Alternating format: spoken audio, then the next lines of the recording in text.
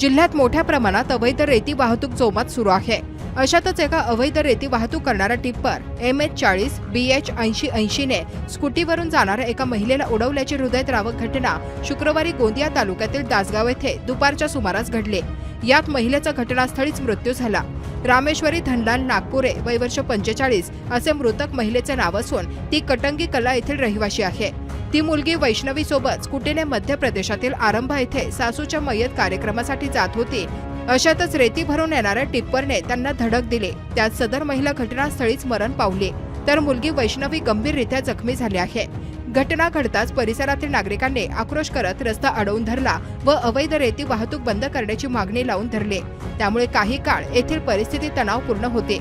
Police उपविभागीय अधिकारी बानकर, तहसीलदार पठाण तसेच इतर वरिष्ठ अधिकारी घटनास्थळावर दाखल झाले। 2 दिवसांपूर्वी सुद्धा जवळील तेढवा येथे अवैध रेती वाहतूक करणाऱ्या ट्रॅक्टरने आशिक म्हात्रे नामक युवकाचा अपघात झाला होता हे विशेष। यात सदर प्रकरण अंगलट येऊ नये म्हणून येथील रेती माफियांनी खालपासून वरपर्यंत सर्व अधिकाऱ्यांना मॅनेज केले असल्याचे बोलले जात आहे।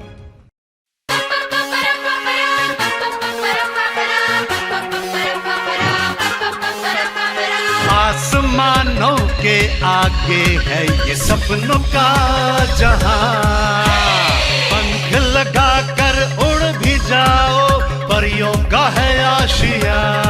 नाचेंगे झूमेंगे मस्ती में कर अपनी मर्जी